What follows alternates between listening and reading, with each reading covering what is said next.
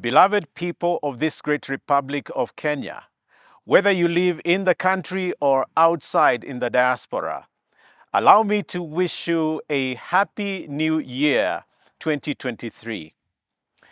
Every new year is such a blessing from God. It's an opportunity like a blank slate that God gives us again to write our lives anew. That is why we make resolutions. And so we have a chance as individuals, as families, as nations, as a continent, as people of this great universe to make life better than we had it last year. As we face 2023, allow me to invite each of you to a spirit of gratitude. We have lost loved ones. We have lost friends. We have lost opportunities. We've had some hard times. Some people have lost elections. Some people have lost jobs. Some people have lost academic opportunities. But with this brand new year, we have a chance to start all over again. This is a time to hope again. This is a time to will again. It is a time to forget the past and embrace the future with a lot more hope than we did in 2022. But as we face 2023, allow me to propose that each one of us needs to work hard to promote at least 3 aspects. First of all, it is important for us as citizens of Kenya and indeed citizens of the entire world to promote what I call human dignity. Down in the southern part of our continent, they call it Ubuntu. Here in Kenya, we use a Swahili word, utu. This is the essence of being human, looking at your brother or your sister as one of you, looking at your friends as one of you, looking at children as one of you, looking at women, looking at men, looking at the elderly, looking at persons with disability, looking at someone from another religion as part of your human race. Without human dignity, there is no society. Without human dignity, there is no country. Without human dignity, there is no development. Without human dignity, there is no culture.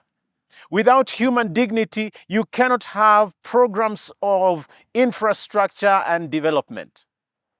And the thing is that people come before politics. People come before projects. People come before power. People come before anything because we are made in the image of God.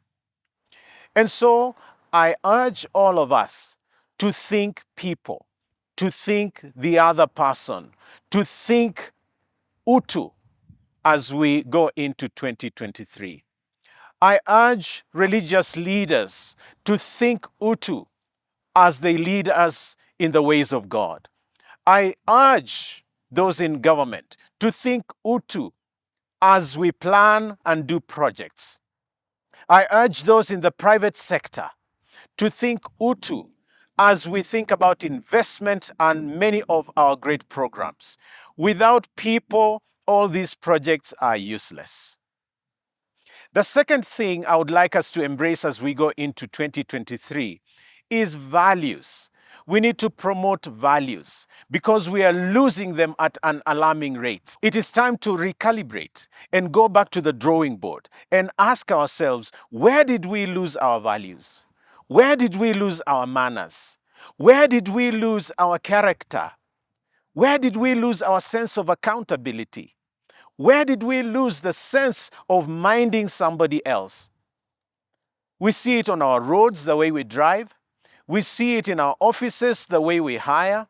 We see it in government, the way we appoint people into positions. We see it in church. We see it in the mosques. We see it in business as we take advantage of each other. We have lost our values. And as a country, and as a continent, as families, as individuals, we need to come to a point where we return to the drawing board and reclaim our lost values. Without values, there is no family. Without values, there is no religion.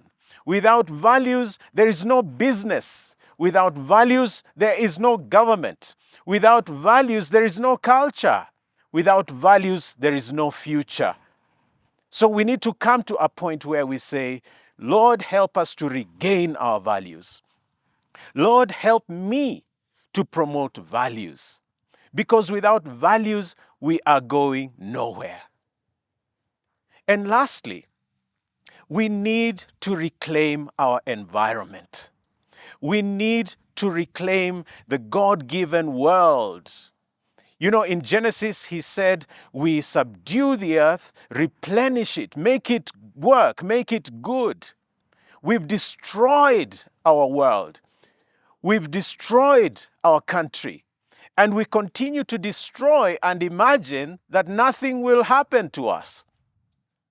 I am saddened to see Nairobi grow from that green city in the sun to just a concrete jungle.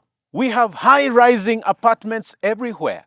We're cutting down trees. We're destroying our forests. And in the neighboring counties like Kiambu, we are cutting down the coffee bushes. We're cutting down all the greenery and replacing it all with high-rising apartments and so on. We are destroying our country. And when I go to Nakuru, when I go to Eldoret, when I go to Kitale, I go to Kericho, I go to any part of this country, it's destruction, destruction, destruction of our environment. I tell you this, we cannot destroy the environment without consequences. There are consequences. And I urge us, beginning with families, to plant trees. Beginning with churches and mosques, let's have every institution, even schools, planting trees. Because trees will give us the life we are looking for. They will give us the rain. They will give us, good air. But without investing in a good environment and clean water and ensuring that the estates and our towns are clean, we are going nowhere. We will destroy ourselves. And so as we industrialize, as we urbanize, as we become bigger, as we become, the desire of the nations, I want you to remember, if we destroy our environment, we are not just destroying God's world, we are destroying ourselves. And so I urge you in 2023, not just to plant trees, but take care of them. Not just to clean up every water space next to you, but go an extra mile. Preserve the water that God gives us freely from the rain. Don't let it all go away back to the ocean. Let us take care of what God has given us. And let's invest more. Let's invest more in solar energy. Let's invest more in wind energy. Let's invest in alternative, clean energy. That way, we will have better and high quality living. I really believe that we can make this world a good place to live for everybody. I believe that we can share what we have, all the way to the food resources. And as I finish with the food resources issue, it is a good time as we start 2023 to care for those who do not have, to care for the arid areas that are going through drought and deprivation, to think about our neighbor, to think about the children that are not going to school, to think about those that cannot put food on the table, and reach out and do something to make 2023 count for them. I want to wish you such a blessed year.